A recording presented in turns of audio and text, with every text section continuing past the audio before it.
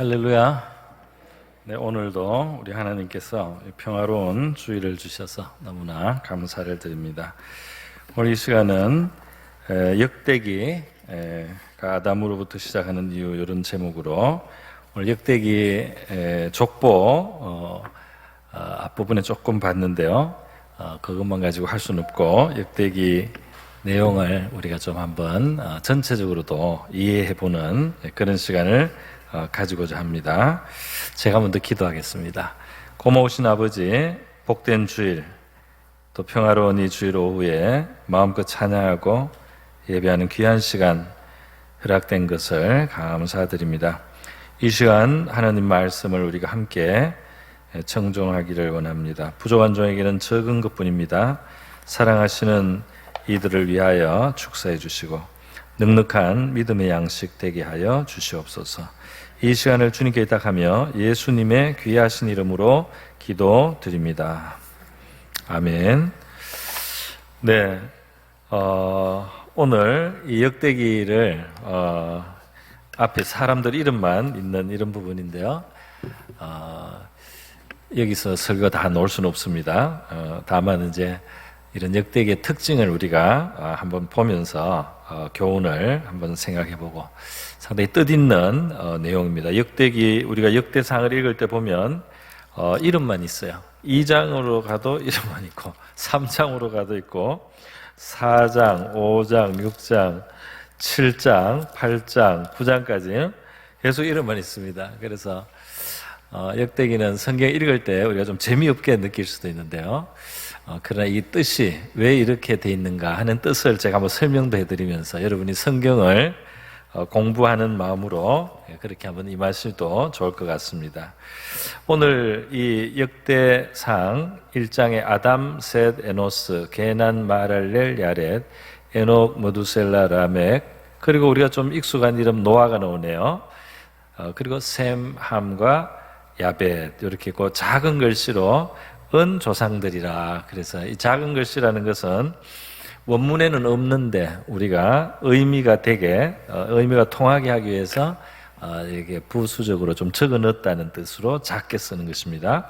그래서 이 원문에는 노아, 셈, 함과 야벳 이렇게 하고는 또 없어요. 다른 말이 없어요. 그리고 또 뒤로 가면서 이제 야완의 자손 이렇게 나오기 시작합니다. 여러분 이것이 도대체 뭘까요? 성경을 전혀 모르는 사람한테 정말 역대상부터 읽으라고 하면 안 되겠죠. 역대상을 보면 이게 도대체 무슨 이름인지 뭐 이름인지 뭔지도 모르죠. 사실 물건인지. 그런데 우리 창세기 5장을 이제 참고로 보면은 알 수가 있습니다. 창세기 5장을 보면 3절부터 제가 한번 읽어드리겠습니다. 아담은 이렇게 해서 아담이 나오죠. 바로 1장 1절에 나왔던 그 아담이 창세기 5장에 나오는 이 아담이죠. 이 처음 하나님이 만든 사람입니다. 여기 보니까 아담은 130세 자기 모양 곧 자기 형상과 같은 아들을 낳아 이름을 셋이라 하였고 그래 돼 있죠. 오늘 역대상 아담 다음에 나오는 이름이 바로 셋입니다. 그러니까 아담의 아들 셋의 이름을 그 다음에 넣었구나. 그걸 우리가 알 수 있어요.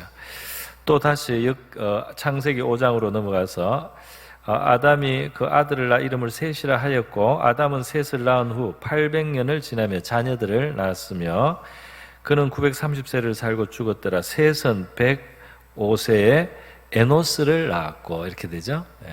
그리고 여기 보니까 역대상 1장 아담, 셋, 에노스 그렇게 해서 세 번째 나온 이름이 바로 이 에노스였습니다. 그러고 보니까 바로 이 창세기 5장에 나오는 아담의 후손의 그 대를 이어가는 그 이름들이 지금 역대상에 나왔다는 것을 우리가 알 수 있어요. 그 다음도 마찬가지입니다. 에노스는 에노스를 낳은 후 807년을 지내며 자녀들을 낳았으며 그는 912세를 살고 죽었더라. 에노스는 90세에 게난을 낳았고 그래서 여기 지금 2절에 보니까 게난이라는 이름이 떠나오죠. 그래서 이게 족보가 맞는 것을 우리가 확실히 알 수 있습니다.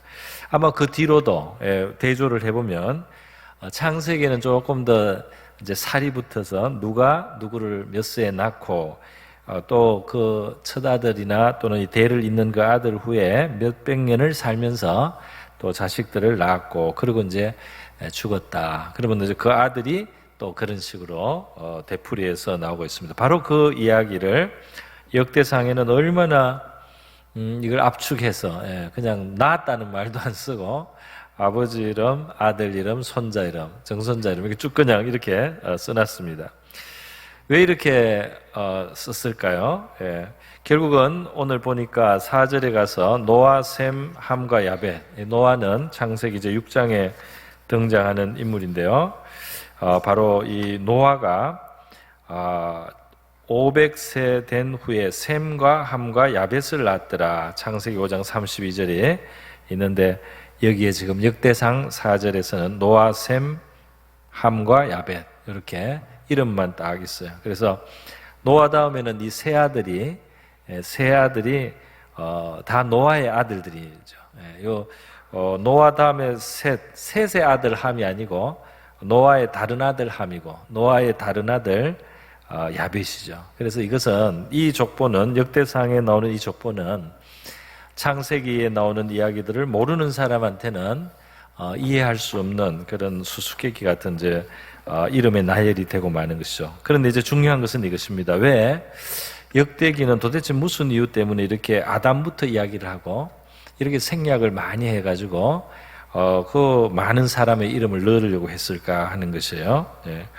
여러분, 이 역대기를 빨리 파악을 하기 위해서 이 처음을 보고 또 중간을 보고 끝을 보면은 조금 도움이 됩니다. 왜냐하면은 이 역대기에 나오는 이 이야기는 사무엘 하에 나오는 다윗의 이야기, 사울 왕이 죽는 때부터 해서 다윗이 이제 왕이 되어가는 이야기, 또 왕이 되고 그 다음 솔로몬이 왕이 되고 그 다음에 이제 왕들의 쭉 이야기, 그것이 이 역대기 족보 뒤쪽으로 가면 이제 족보가 마치고 나면 그 이야기들이 이제 나옵니다.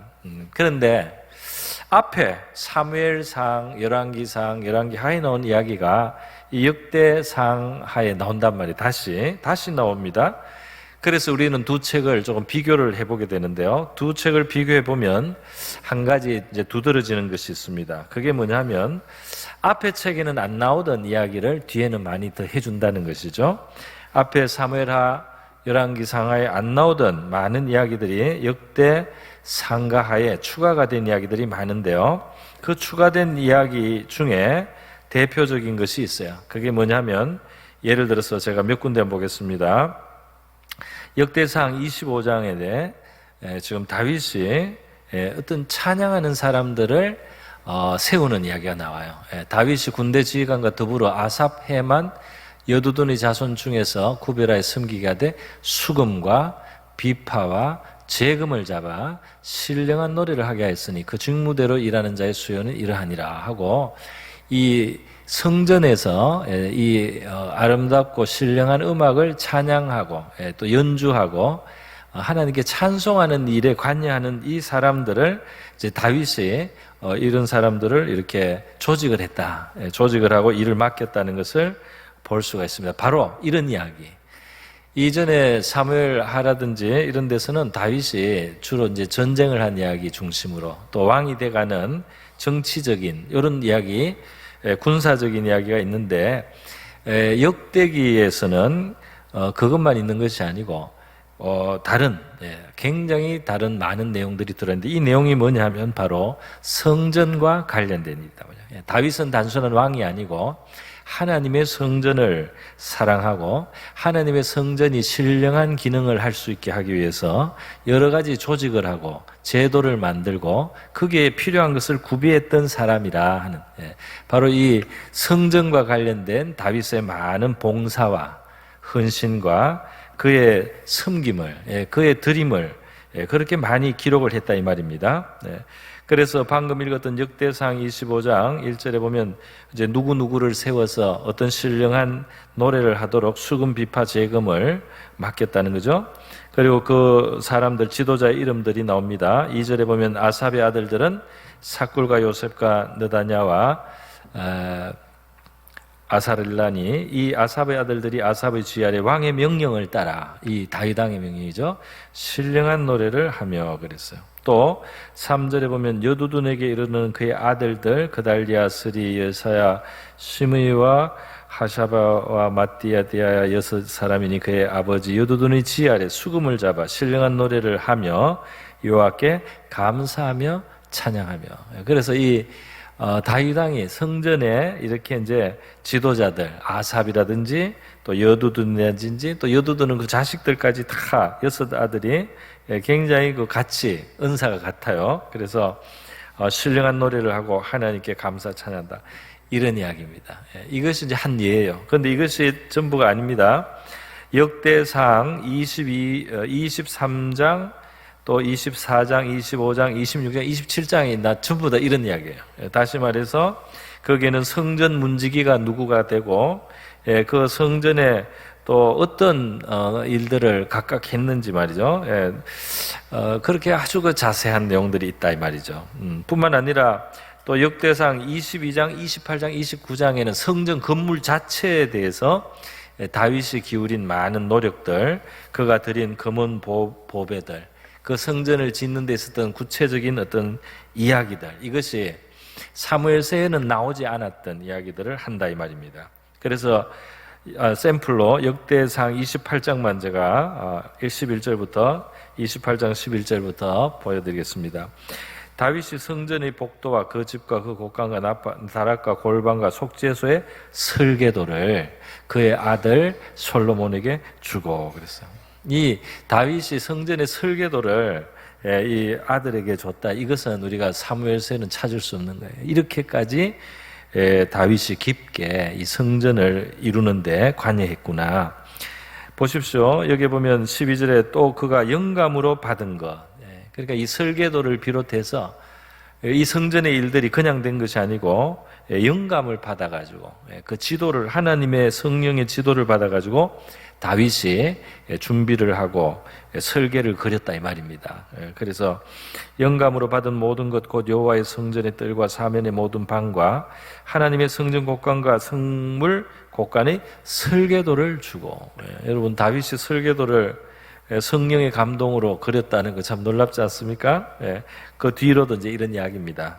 제사장 레위 사람 그 섬기는 모든 일 또 그릇 양식 금, 은 이런 것을 어느 정도의 분량으로 어떻게 만들었는지 그런 상세한 내용들이 있다 이 말이에요. 그리고 이것이 역대기에는 있다 이 말입니다. 그러니까 무슨 말이냐면 역대기에는 바로 이 다윗조차도 단순히 전쟁에 승리한 또 어떤 그 이스라엘 임금 노릇하는 그런 사람으로 묘사하는데 그치지 않고 이 사람이 하나님의 성전을 어떻게 봉사했는지가 자세하게 그렇게 돼 있어요. 그러니까 바로 성전에 대한 관심입니다. 성전에 대한 관심.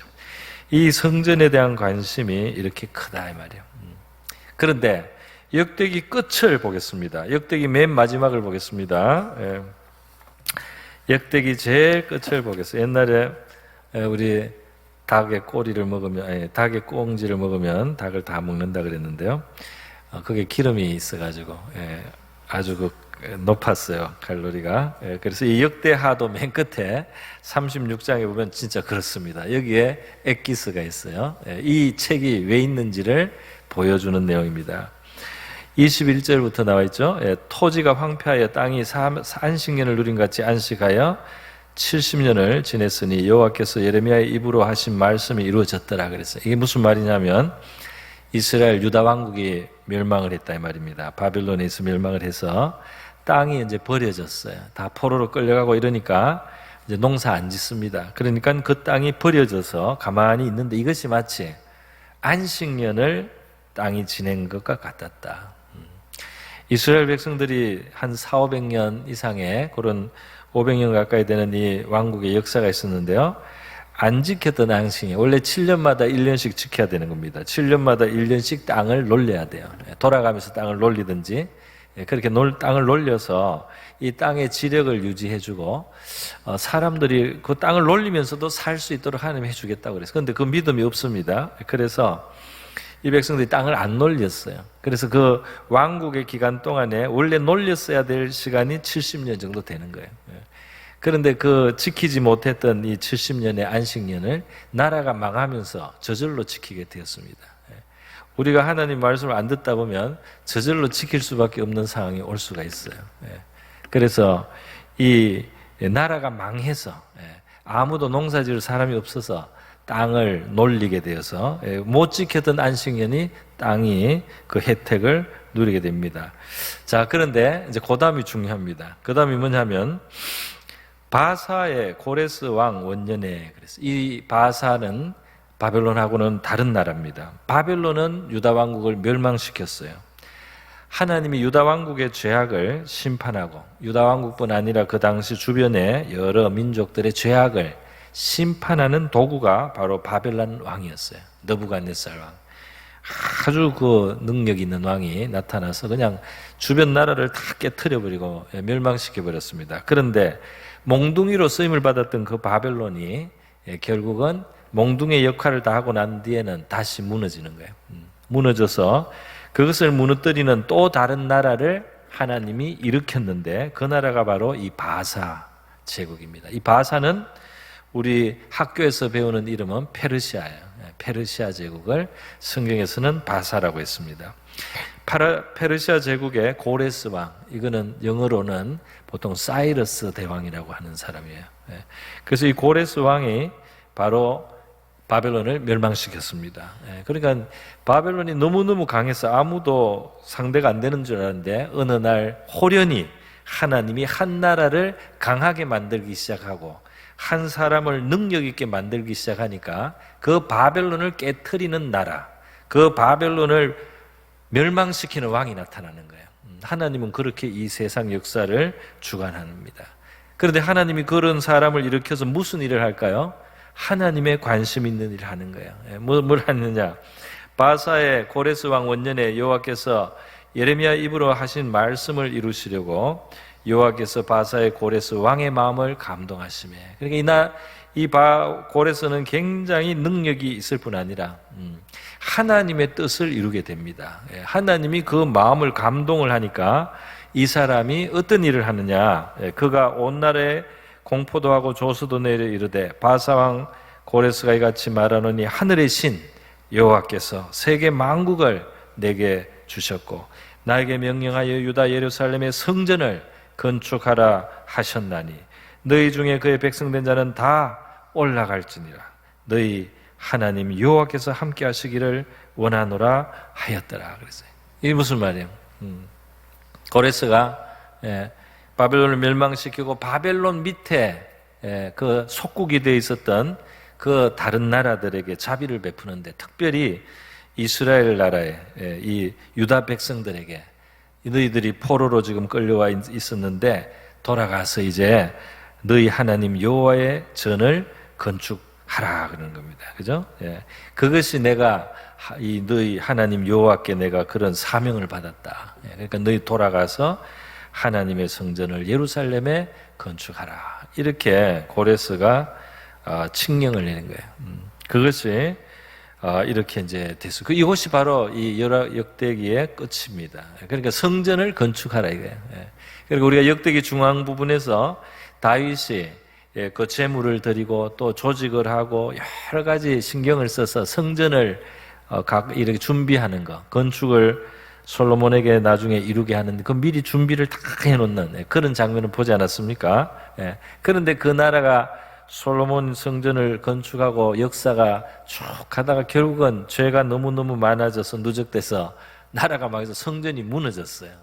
바벨론에 의해서 성전이 다 무너지고 회파되고 성전의 보물 다 뺏겼습니다. 그런데 말이죠. 그래서 끝이 났어요. 하나님이 그 이스라엘 유다 백성들을 통해서 이루신 그 성전, 그게 이 백성들이 미달되는 그 순종으로 불의함으로 말미암아 그들이 우상을 사랑하기 때문에 하나님 말씀을 순종하지 않으니까 그들의 죄 때문에, 그들의 탐욕 때문에, 그들의 불의 때문에 다 무너지고 다 나라도 망하고 성전도 무너지고 다 끝난 것 같은데요. 어떻게 되느냐? 하나님이 말이죠, 호련히 그것이 회복되게 만드셨다 말이죠. 그러니까 이 성전은 그 백성의 힘으로 재건되는 게 아닙니다. 하나님의 능력으로, 하나님의 뜻과 의지로, 하나님이 세상 나라를 다 움직여서, 하나님이 세상의 권세자도 다 움직여서, 하나님의 성전이 다시 세워지게 하는, 바로 이것으로 역대기는 마무리가 되고 있어요. 그래서 우리가 중간과 끝을 보니까 이게 성전이 중요하구나 하는 것을 알 수가 있었죠. 바로 이 틀로 우리가 이 처음도 이해가 되는 것입니다. 이 아담, 셋, 에노스 이렇게 시작한 이 역대상 1장의 내용을 바로 이 중앙과 끝에 나와 있었는 이 성전에 대한 그 중요성을 강조한, 바로 그 강조점으로 이 시작을 봐야 된다 이 말이죠. 그러니까 이 시작이 무슨 뜻이냐면 세계가 창조된 시작부터 말했잖아요. 온 인류의 시작부터 말한 겁니다. 온 세계 인종, 요 지금 아담, 셋, 에노스 이것은 이스라엘 민족보다 훨씬 앞에 온 인류, 여기서부터 온 인류들이 이렇게 뻗어져 나오고, 또 노아의 아들들, 세 아들 중에 셈과 함과 야벳이 있지 않습니까? 그런데 그 중에 셈의 아들 중에 한참 내려가야지 아브라함이 나오고, 아브라함의 아들로 가야지 야곱이 나오고, 그 야곱에 가서야 우리가 아는 이스라엘이라고 할 수 있는 12지파가 조상이 거기서 나오는 거거든요. 그러니까 이게 무대가 온 인류가 되는 것입니다. 온 세계, 온 인류가 무대가 되어서 역대기는 온 세계를 무대로 해서 하나님의 성전의 중요성을 말하고 있다 이 말입니다. 간단한 이야기인데 설명하는데 한참 걸렸어요. 온 세상을, 그리고 태초부터 인류의 역사를 쫙 훑었어요. 태초부터 온 세계를 다 시선해 두고 그 중에 하나님의 최고 관심이 있는, 하나님이 온 세상을 움직여 가면서 일으키고 세우려고 하는 하나님의 집에 대한 이야기다 이 말입니다.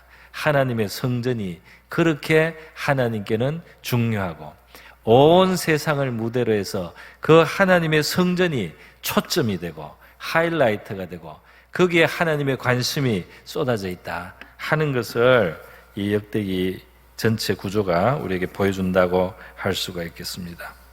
자, 여러분, 그래서 말이죠, 이 성전은 다윗을 감동해서 설계도를 주신 분이 하나님이잖아요. 다윗의 머리에서 나온 게 아닙니다. 다윗의 머리에서 나온 게 아니에요. 성전을 지을 수 있는 그 평화를 하나님이 주신 것이었습니다. 그 성전을 건축할 수 있는 금과 은과 보배도 하나님이 주셨어요. 그 성전을 건축하기 위해서 장식하는 여러 가지 공교한 것들을 만드는 그런 장인들에게 지혜와 지식을 주신 것도 하나님이었어요. 그리고 나중에 유지를 못하고 그게 무너지니까 하나님이 다시 이렇게 세우는 겁니다. 고레스 왕을 움직여가지고 그 포로돼서 무능한 백성들, 하나님의 백성으로서는 실패자들이에요. 그런데 그 실패자들을 다시 돌이켜서 하나님의 전을 다시 세울 수 있도록 온 세상을 움직이시는 하나님이다 말이에요. 그만큼 성전은 중요하단 말이에요. 하나님께 중요하다 이 말입니다. 왜? 온 세계가 하나님의 것이지만은 이 온 세계를 향해서 베푸실 하나님의 은혜와 은총의 통로가 될 것이 바로 이 성전이기 때문에, 이 하나님의 집이 온 세상을 축복하는 하나님의 통로이기 때문에, 그래서 이 성전이 중요하다 이 말이에요. 그래서 여러분, 우리는 오늘 우리 찬양 인도하시면서 우리 교회 또 하나님의 집이 참 우리에게 소망이 되는 것에 대한 멘트를 제가 듣고요, 참 마음에 감동이 되었습니다. 정말 소망이 없고 두렵고 근심하는 자, 이 땅에 방황하고 길을 헤매는 사람들, 어디로 가야 될지 모르는 사람들에게 희망이 어디에서 나오냐? 온 인류도 길을 잃고 방황하고 어디에서부터 참복을 얻을 수 있는지, 어디에서 진정한 안식을 찾을 수 있는지, 어디가 정말 인간이 서야 될 바른 참 축복의 자리인지 말이죠. 이것을 찾아서 방황하고 헤매고, 그리고 자기의 수완과 방법을 따라 가다가 더 일이 꼬이고 어려워진 바로 이러한 사람, 대표적인 인물이 야곱인 것이죠.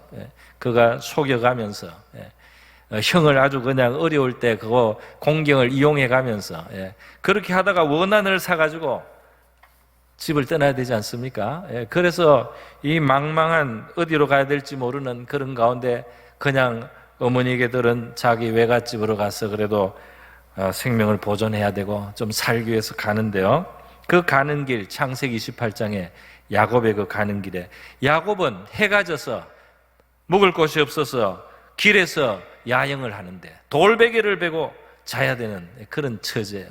짐승들도 있을 테고 불안하고 두렵고 내일을 알 수 없는 두려움 속에 있는 이 야곱의 그 모습이 인간의 모습의 한 상징이기도 해요. 우리 인간들이 자기께로 살다가 말이죠, 공경을 당하고 불안한 이러한 미래를 근심하게 되고 말이죠, 내가 잘 살 수는 있을까, 내가 돌아올 수는 있을까, 그렇게 걱정하는 그 모습이 야곱과 같아요.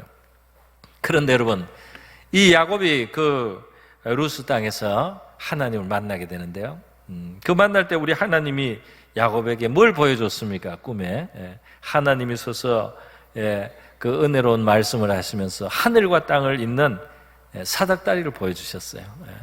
그리고 그 하나님의 사자들이 오르락 내리락 하고, 그러면서 이 야곱을 축복해줘. 너를 여기 이 땅에 돌아오게 하고, 내가 먹을 것, 양식 이런 거 다 챙겨주고, 이 땅을 오히려 축복하고, 그리고 너희 후손을 축복하고, 이렇게 하늘의 복이 땅으로 이어져서 내려와서 이 땅에 희망이 없던 사람들, 이 땅에서 갈 바를 몰랐던 불안한 그 야곱의 인생에 말이죠, 희망을 주고 소망을 주고 안전을 보장하고 그를 축복하는 이 하나님의 은혜가 하늘과 땅이 이어지면서 된 거야. 할렐루야. 하늘과 땅이 이어지면서. 그래서 야곱이 아침에 일어나서요, 거기에 돌베개 했던 걸 세워가지고 기둥으로 작게라도 만들어서 기름을 부으면서 여기가 바로 하나님의 집이다 그랬어요. 하나님의 집. 그래서 그 하나님의 집이라는 말이 벳엘입니다. 베트라는 말이 집이고 엘이 하나님이에요. 그 벳엘, 하나님의 집, 성전을 말하는 겁니다. 그래서 야곱은 나중에 그곳에 하나님의 제단을 만들겠다고, 성전을 만들겠다고 하나님 앞에 약속을 하고 이제 그렇게 가는 겁니다. 그리고 야곱의 생애가 파란만장했지만은, 그러나 하나님이 함께 하시고, 그에게는 하나님이 백이 되어 주셨어요. 하나님이 그의 보호자가 되어 주셨습니다. 그래서 그는 역경과 곤란을 당하고 수고롭게 살기는 했지만은, 그 가운데 그를 견고하게 세워주시고, 그의 집안을 일으켜 주시고, 야곱의 생명을 보호해 주시고, 야곱이 흥하게 되는 것, 하늘로부터 온 하나님의 도우심이었어요. 하늘의 복이었다 이 말입니다. 그래서 여러분, 바로 이 땅에 하나님을 떠난 이 세상, 하나님을 잃어버린 세계, 진정한 복을 잃어버렸지만은 하나님이 하늘과 땅을 이어주는 것이에요. 하늘과 땅을 이어줘서 인간이 잃어버렸던 참 복을, 참 행복을, 참 축복을 다시 이 땅에 불어넣어 주시는 그 통로, 하나님의 집이 있습니다. 그래서 여러분, 창세기 12장에 보면 아브라함이 처음에 출발을 할 때 창세기 12장에 보면은 하나님이 뭐라고 합니까? 아브라함에게 이르시되 고향 친척 아버지 집을 떠나서 내가 보여줄 땅으로 가라 그러죠. 큰 민족을 이루게 하고 복을 주어 내 이름을 창대하게 하리니 너는 복이 될지라. 너를 축복하는 자에게는 내가 복을 내리고 너를 저주하는 자에게는 내가 저주하리니 땅의 모든 족속이 너로 말미암아 복을 얻을 것이니라. 하나님이 이 아브라함을 축복하는 정도를 떠나서 아브라함을 이 세상에 복을 끼치는, 복이 이 세상에 임하게 하는 통로로 만들어 주시겠다 그랬잖아요.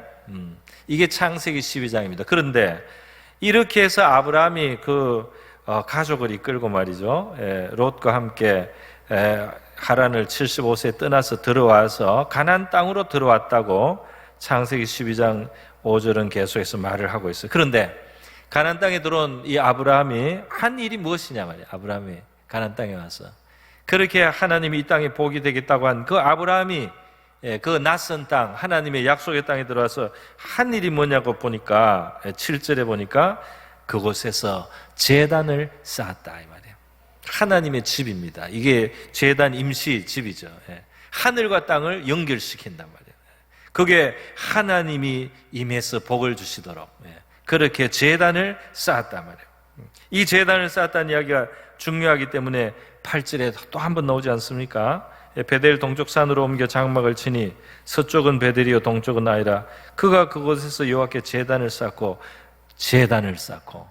여호와 이름을 부르더니. 그러니까 이 땅을 축복하시겠다는, 모든 민족을, 모든 족속을 너를 통해서 복을 얻게 하겠다는, 바로 그 아브라함은 하늘과 땅을 잇는, 하나님이 이 땅에 오셔서 참복이 임하게 하는 그 제단을 쌓고 그 하나님의 이름을 불렀다 이 말이에요.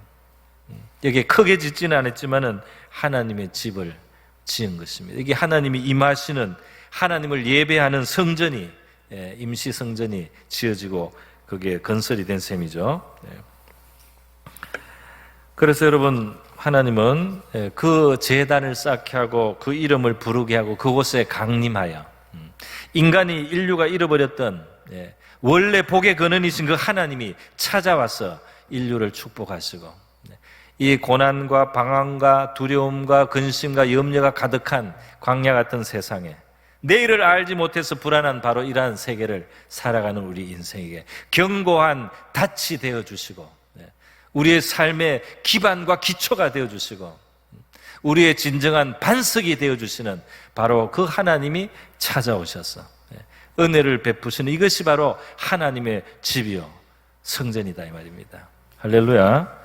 그래서 하나님은 예루살렘 성전을 건축하는 이것이 이스라엘 개인에 끝나는 게 아니라 온 세계를 무대로, 온 인류의 역사를 배경으로 해서 인류를 살리는 하나님의 길인 것입니다. 인류를 위해서 축복하시는 하나님의 그 축복의 통로가 바로 이 하나님의 백성을 통해서 이루시는 하나님의 성전, 하나님의 집, 하나님의 이름을 부르는 곳, 하나님의 이름으로 간구하고 기도하는 곳, 그곳에 하나님의 찬양을 드리고 하나님을 예배하고 하나님의 말씀을 듣는 그곳에 하나님께서 이 세상에 희망과 소망을 주셨다 이 말입니다. 그래서 그 성전이 그렇게 중요한 것이었어요. 오늘 여러분, 우리는 예수님 안에서 바로 이 역대기에 이 성전이 얼마나 중요한가를 예수님 안에서 다시 발견할 수 있죠. 왜 그러냐면 바로 이 예수님이 하나님의 집을 세우는 새로운 신령한 토대, 그러니까 구약시대에 나온 그 성전은 바로 이 예수님을 통해서 이루어지는 진정한 하나님의 집, 그것의 그림자였다는 겁니다. 에베소서 2장은 이렇게 말씀하고 있습니다. 같이 한번 읽어보겠습니다. 에베소서 2장 19절 읽습니다. 시작. 그러므로 이제부터 너희는 외인도 아니요 나그네도 아니요 오직 성도들과 동일한 시민이요 하나님의 권속이라. 너희는 사도들과 선자들의 터 위에 세움을 입은 자라. 그리스도 예수께서 친히 모퉁이 돌이 되셨느니라. 그 안에서 건물마다 서로 연결하여 주 안에서 성전이 되어가고 너희도 성령 안에서 하나님이 거하실 처소가 되기 위하여 그리스도 예수 안에서 함께 지어져 가느니라. 아멘. 이것이 바로 이제 신약 시대에 이루어지는 하나님의 더 완성된 하나님의 집의 모습인 바로 교회 공동체를 말하고 있는 것입니다.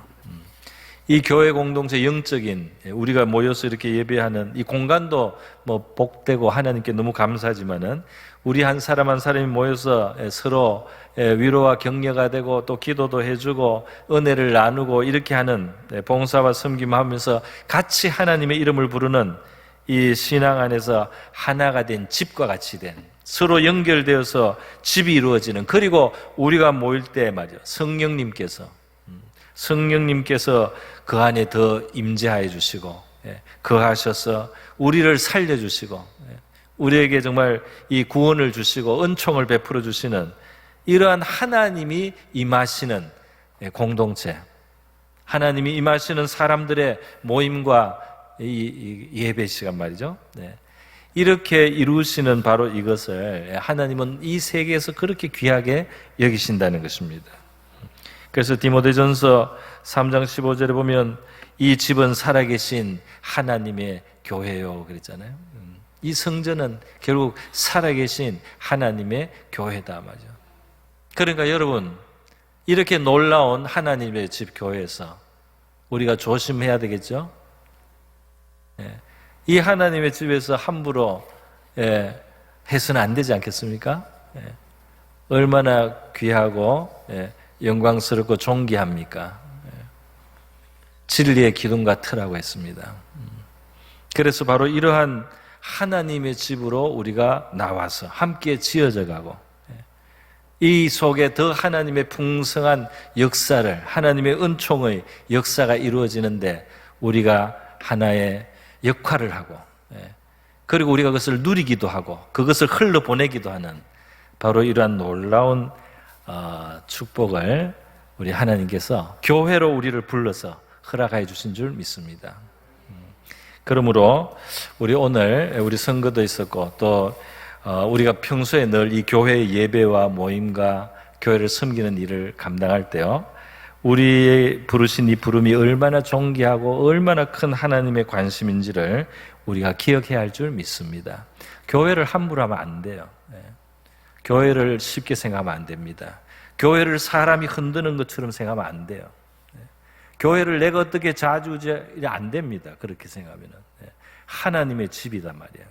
여기는 우리 개인이 어떻게 하는 곳이 아니에요. 여기는 내가 어떤 내 성질을 나타내는 데가 아니에요. 여기는 나의 어떤 욕심을 위해서 있는 게 아니에요. 이것은 하나님의 위대한 뜻을 이루는, 온 인류 가운데 하나님이 특별히 택하시고 이루어 가시는 하나님의 집이다 이 말입니다. 그 교회를 우리가 사랑하고 귀히 여기며 섬기는 저와 여러분 될 수 있기를 바랍니다.